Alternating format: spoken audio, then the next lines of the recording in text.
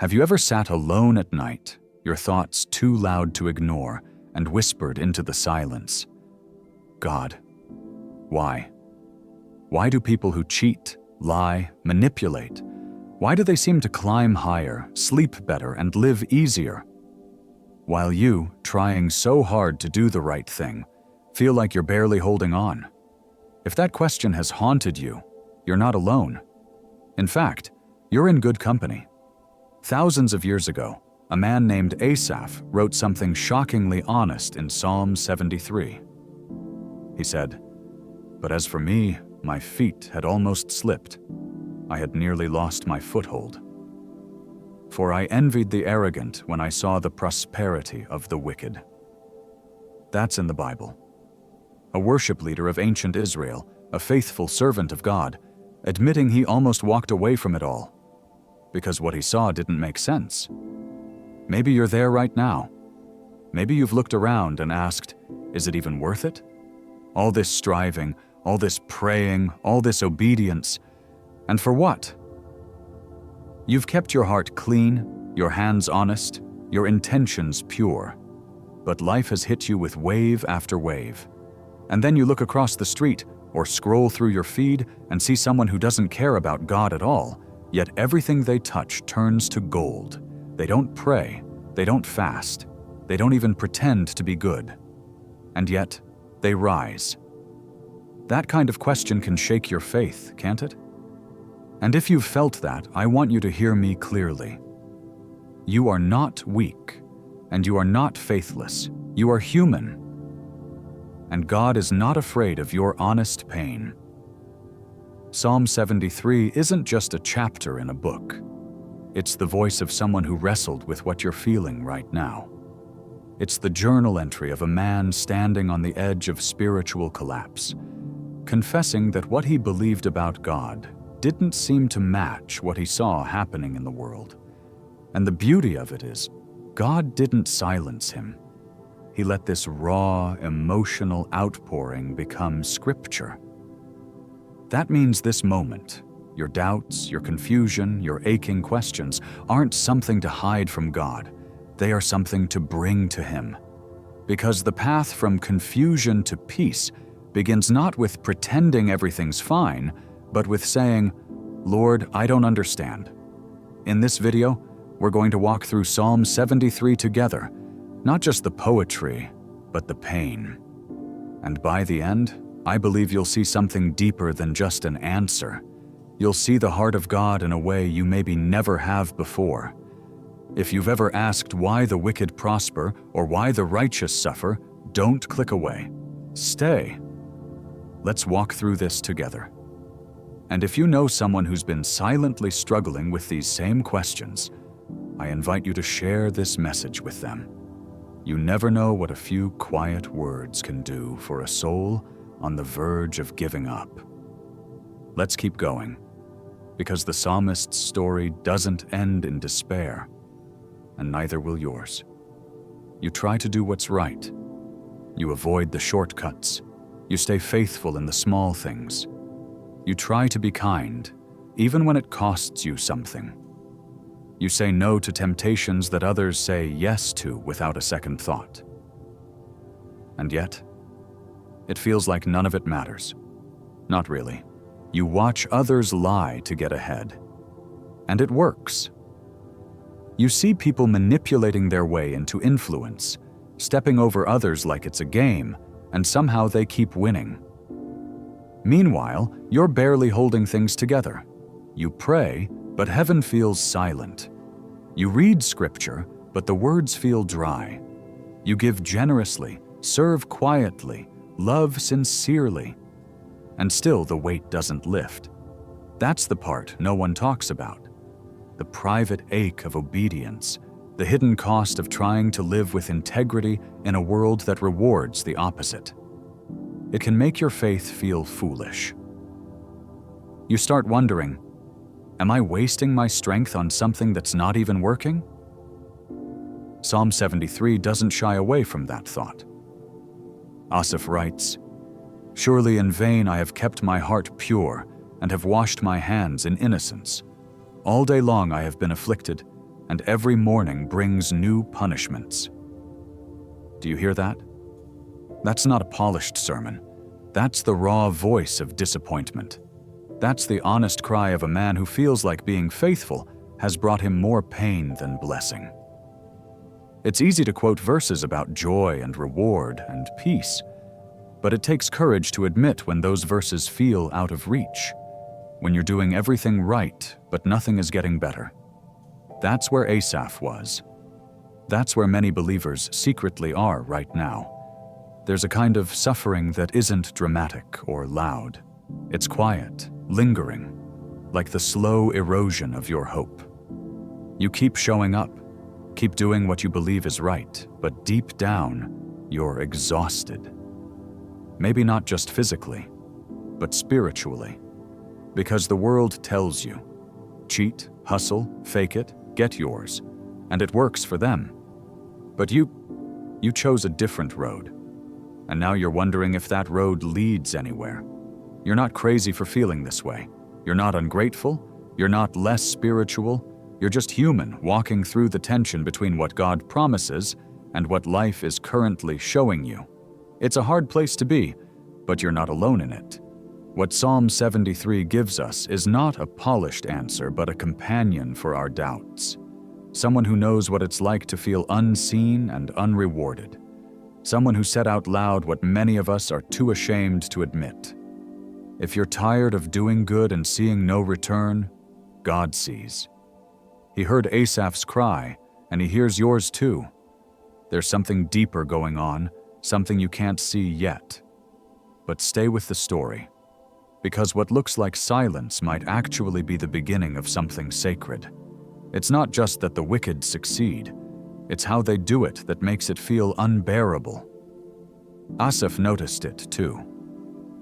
They have no struggles, he wrote. Their bodies are healthy and strong. They are free from common human burdens. They are not plagued by human ills. That's what it looks like. From the outside, their lives appear effortless, charmed, untouched by the weight you carry every day. They flaunt their success. They wear pride like a necklace. Violence covers them like clothing. They speak with arrogance, mock heaven, and still they flourish. They aren't afraid of God. They aren't humbled by grace.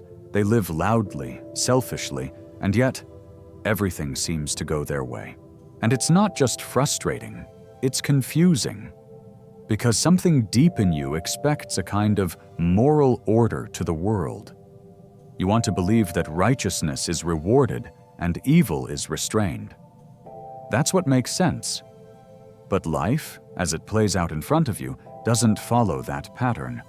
The proud rise, the corrupt are promoted, the deceitful go unpunished, and those trying to walk humbly before God, they suffer. They are passed over, mocked, or forgotten. It's like watching someone walk across a frozen lake with full confidence, and somehow, they never fall through. Meanwhile, you're treading carefully, cautiously, prayerfully, and you're the one who sinks. But here's the thing Asaph began to realize.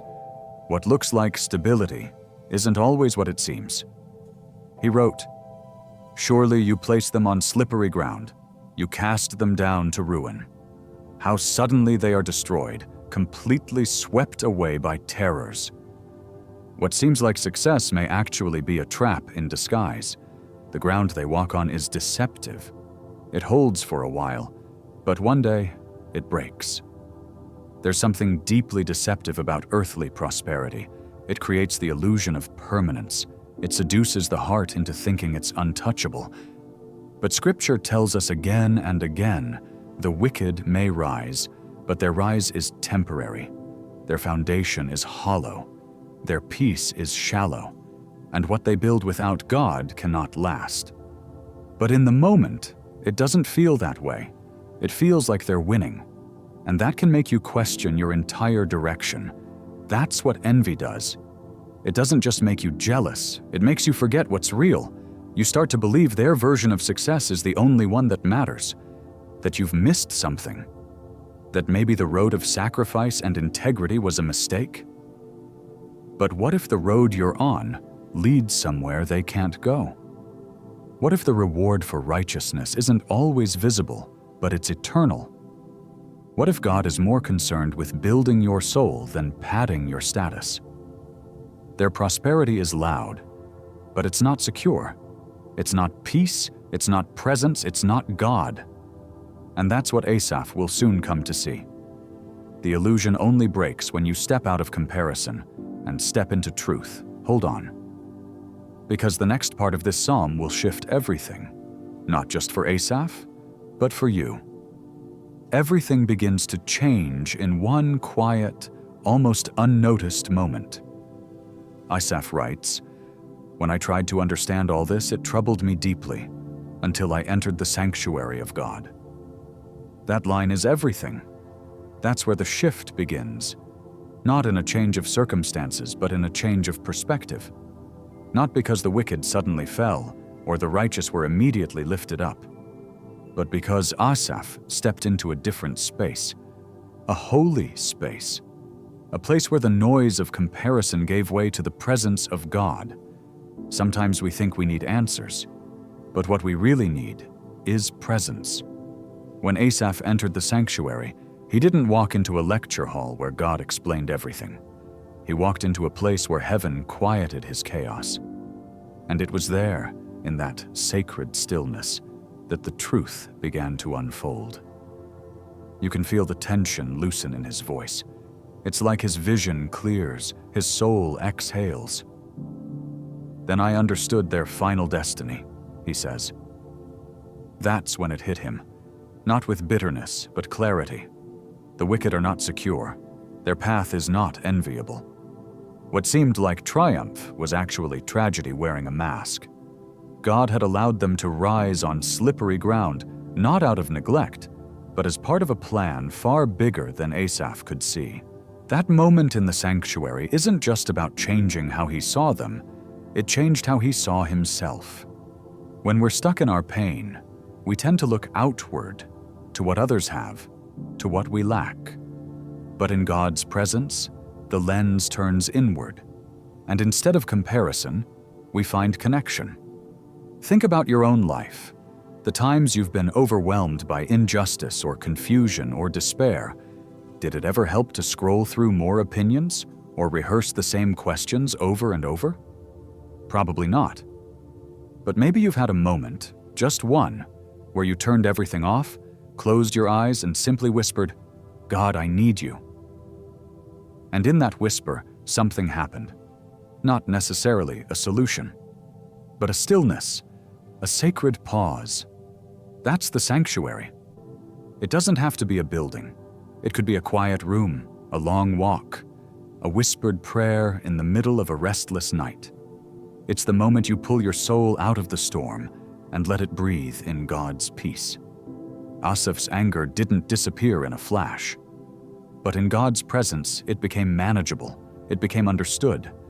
The sanctuary didn't erase the injustice, it reframed it. It reminded him that there is a God who sees, a God who holds, a God who governs what we can't begin to comprehend. You might still be asking questions. That's okay. Don't rush past them. But bring them where they belong. Into the sanctuary. Into the quiet with God. Because it's there, not in the logic, not in the opinions, not in the noise, where peace finally starts to take root. Keep walking. Because the next part of Asaph's journey is one we all need to face. What happens when our hearts turn bitter, and how God meets us even there. Asaph had been spiraling, envying the wicked, doubting the worth of righteousness, aching with confusion. But then came the sanctuary. And in that sacred space, something even more painful surfaced. The truth about himself. He says, "When my heart was grieved and my spirit embittered, I was senseless and ignorant. I was a brute beast before you." That's a confession not many of us are willing to make, not out loud, not to God. But Asaph goes there. He admits that bitterness twisted him into someone he didn't recognize, that in his pain, he became blind to grace, harsh, resentful. He let envy consume his clarity until he lost sight of everything else, even God. Can you relate to that? Have you ever been so hurt by what you saw that you stopped paying attention to what God was doing? So consumed by what you lacked, you couldn't feel thankful for what you had? That's what bitterness does. It doesn't just wound you, it changes you. Slowly, quietly, it hardens your spirit, it poisons your joy, it makes you forget that God is not just fair, He is faithful, even when life isn't.